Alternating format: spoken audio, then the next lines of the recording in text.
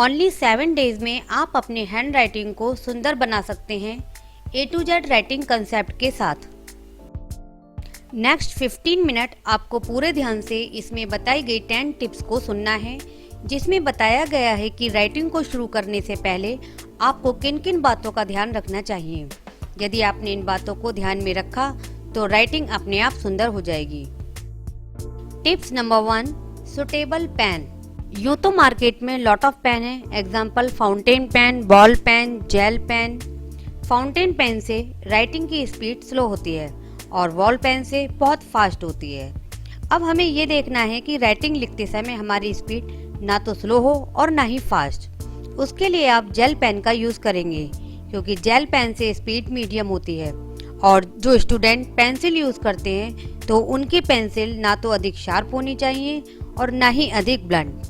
आप ब्लैक या ब्लू में से कोई भी इंक यूज़ कर सकते हैं, लेकिन मैं प्रीफर करूंगी कि आप ब्लैक इंक का ही यूज़ करें। अब हम बात करते हैं पेन के वेट की।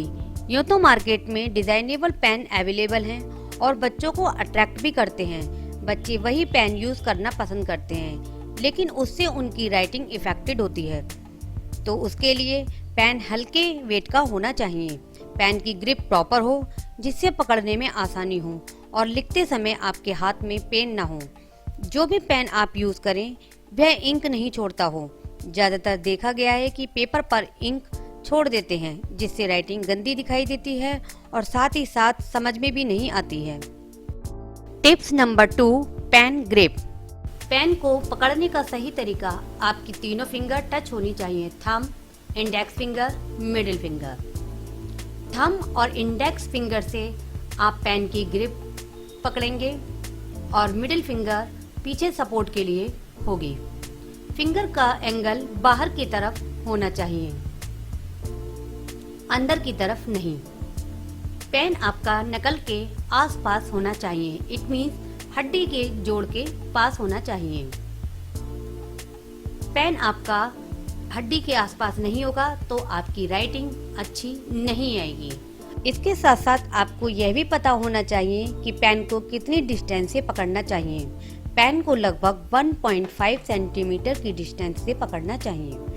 आप यदि सही तरीके से और सही डिस्टेंस से पेन को पकड़ेंगे तो आपकी राइटिंग सुंदर आएगी। Tips number 3, writing position. यदि एक बार आपको सुंदर लिखना आ गया तो आप किसी भी पोजीशन में लिख सकते हैं, लेकिन आपने शुरुआत इन पोजीशन से करी जो इसमें दिखाई गई हैं, जैसे लेटकर, खड़े होकर, तो निश्चित रूप से आपकी राइटिंग हमेशा के लिए खराब हो जाएगी। Tips number 4, sitting position. What is the suitable sitting position for writing. अब सवाल यह उठता है कि सिटिंग पोजीशन क्या होनी चाहिए। आपकी जो सिटिंग पोस्चर है वह प्रॉपर हो, जैसे आपकी रीढ़ की हड्डी सीधी हो और टेबल चेयर के बीच में ज़्यादा गैप ना हो। यदि आप नीचे बैठकर लिखते हैं तो आपके पास टेबल होना चाहिए। अब हम बात करते हैं कि टेबल और चेयर में कितना डिस्टेंस होना चाहिए। टेबल आपकी चेयर से ना तो ज़्यादा दूर हो और ना ही ज़्यादा पास। टेबल के दूर होने से भी आप कंफर्ट नहीं होंगे, उसी तरह ज़्यादा पास आने से भी आप कंफर्ट नहीं होंगे। Then what should be distance in table और चेयर। टेबल और चेयर का डिस्टेंस 6 to 8 इंच के बीच में होना चाहिए। इट मीन्स आप 6, 7 या 8 इंच कितना भी रख सकते हैं। इसके साथ साथ आपकी एल्बो टेबल पर इजीली से रखी जा सके, इतना डिस्टेंस आपको रखना चाहिए। Tips number 5, page position. Suppose you are right hander, then आप बुक को 90 डिग्री पर रखेंगे। आफ्टर दैट 45 डिग्री पर अप साइड ले जाएंगे और उसके बाद आप उस पर लिखना स्टार्ट करेंगे। आपकी एल्बो आपके बॉडी से टच नहीं होनी चाहिए। Suppose you are left hander, then same procedure, book को स्ट्रेट 90 डिग्री पर रखेंगे। आफ्टर दैट बुक को लेफ्ट साइड 45 एंगल पर ले जाएंगे और राइटिंग लिखना स्टार्ट करेंगे। यदि आप लेफ्ट हैंडर हैं तो आपका लेफ्ट हैंड आपकी बॉडी से टच नहीं होना चाहिए। रीजन इज दैट यदि आप पेज को 45 एंगल पर रखेंगे तो आपकी एल्बो आपकी बॉडी से टच नहीं होगी और आपके हाथ में पेन नहीं होगा। आप ज़्यादा समय तक राइटिंग लिख सकते हैं। इसलिए ध्यान रहे, हमारी बॉडी से हमारी एल्बो टच नहीं होनी चाहिए। Tips number 6, slanting. There are 4 types of slant: right slant, straight slant, left slant and dual slant. जो राइट हैंड की तरफ राइटिंग होती है उसे हम राइट स्लैंट बोलते हैं, जो स्ट्रेट होती है उसे हम स्ट्रेट स्लैंट बोलते हैं, और जो राइटिंग लेफ्ट साइड होती है उसे हम लेफ्ट स्लैंट बोलते हैं। और जिस सेंटेंस में लेफ्ट और राइट दोनों तरफ राइटिंग देखने को मिलती है वह ड्यूल स्लैंट कहलाता है। अब हम बात करते हैं विच इज बेटर स्लैंट। यदि साइंटिफिक वे से देखा जाए तो राइटिंग का स्लैंट राइट साइड होना चाहिए। जब हम राइटिंग लिखते हैं तो राइटिंग का स्लैंट 75 एंगल पर होना चाहिए।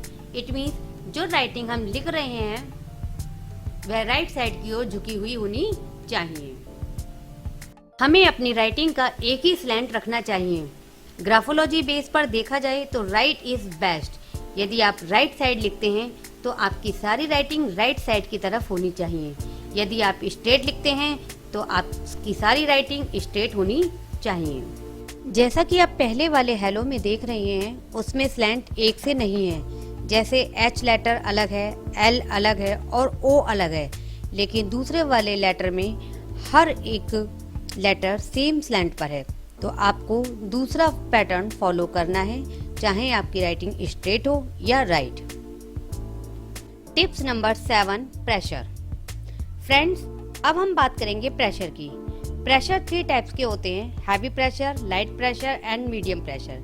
जैसा कि आपने देखा होगा कि कुछ लोग बहुत हल्का लिखते हैं, वह राइटिंग पर प्रेशर ही नहीं डालते हैं, उनकी राइटिंग बहुत लाइट दिखाई देती है। और कुछ लोग बहुत प्रेशर डालकर लिखते हैं जिसकी वजह से पीछे वाले पेपर पर भी छप जाता है। जब हम बैक साइड लिखते हैं तो पहले से ही लेटर उभरे हुए दिखाई देते हैं जिससे राइटिंग कंजस्टेड दिखाई देती है। तो फ्रेंड्स, आपको मीडियम प्रेशर रखना है, ना कि ज़्यादा हैवी और ना ही ज़्यादा लाइट। साइकोलॉजी कहती है कि जो लोग प्रेशर में ज़्यादा होते हैं वे अपनी राइटिंग को ज़्यादा प्रेशर से लिखते हैं, जैसा कि आप यहाँ देख रहे हैं। जो लोग ज़्यादा प्रेशर से लिखते हैं या तो वे खुद प्रेशर में होते हैं या लोगों को प्रेशर में रखते हैं। दोनों ही तरीके ठीक नहीं हैं। ज़्यादा प्रेशर से लिखने से आपका पेपर फट सकता है और राइटिंग की स्पीड भी स्लो हो सकती है। Tips number 8, speed. आप ज़्यादा तेज ना लिखें। बहुत से लोगों को बहुत तेज लिखने की आदत होती है। तेज लिखने से आपकी राइटिंग बिगड़ सकती है और लिखते समय आप जल्दी ना करें। जब जरूरत हो तभी लिखें, अदरवाइज आप स्पेलिंग में मिस्टेक कर सकते हैं। यदि आप जल्दी लिखना चाहते हैं तो स्टेप बाय स्टेप अपनी स्पीड को बढ़ाएं। आपको अपनी स्पीड कहाँ तक बढ़ानी है? जहां आपकी राइटिंग के लेटर सही फॉर्मेशन में आए। फ्रेंड्स, आप स्पीड की टेंशन ना लें, स्पीड अपने आप बढ़ जाएगी। जब हम कुछ सीखते हैं तो वह हमारे लिए नया होता है और सीखने के बाद हम उसके हैबिचुअल हो जाते हैं। इसी तरह से जब आप राइटिंग को सीखेंगे तो स्पीड आपकी कम होनी चाहिए, क्योंकि स्पीड के चक्कर में आप कहीं ना कहीं कुछ मिस कर देंगे और बेटर रिजल्ट नहीं दे पाएंगे। एग्जाम्पल, जैसे आप कोई व्हीकल सीखते हैं, पहले बहुत स्लो चलाते हैं, उसके बाद तेज चलाना स्टार्ट कर देते हैं क्योंकि आप उसके हैबिचुअल हो जाते हैं।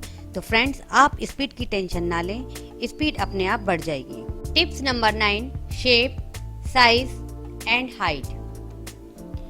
अब हम बात करते हैं शब्दों के आकार की और उसके साइज के महत्व के बारे में। दुनिया में कई तरह के लोग होते हैं। कुछ पर्सन वर्ड को छोटा लिखते हैं और कुछ पर्सन बहुत बड़ा। जो छोटा लिखते हैं वो पढ़ने वाले को आसानी से पढ़ा नहीं जाएगा और जो बड़ा लिखते हैं वो ठीक से समझ में नहीं आएगा। तो फ्रेंड्स, हमारे कहने का मतलब है कि जब भी आप लिखें तो वर्ड का साइज न ज़्यादा छोटा हो और न ही ज़्यादा बड़ा। Tips number 10, spacing. पैराग्राफ लिखते समय ध्यान रहे जो वर्ड में डिस्टेंस है वह इक्वल होना चाहिए। वर्ड के स्पेस को इक्वल रखने के लिए आप विजुलाइज करें कि आपने ओ लेटर को फिक्स किया है, उतने गैपिंग से आपको लिखना है। ध्यान रखें, ओ लेटर को लिखना नहीं है बल्कि विजुलाइज करना है। जब आप राइटिंग को सुंदर बनाने वाली डेमो वीडियो को देखेंगे तो उसके लिए आपको अपना कम से कम 1 घंटा अवश्य देना है। इसके साथ साथ जहां आप बैठेंगे वह जगह पीसफुल होनी चाहिए, कोई शोर शराबा ना हो। सेकेंडली, आपका इंटरनेट कनेक्शन प्रॉपर होना चाहिए।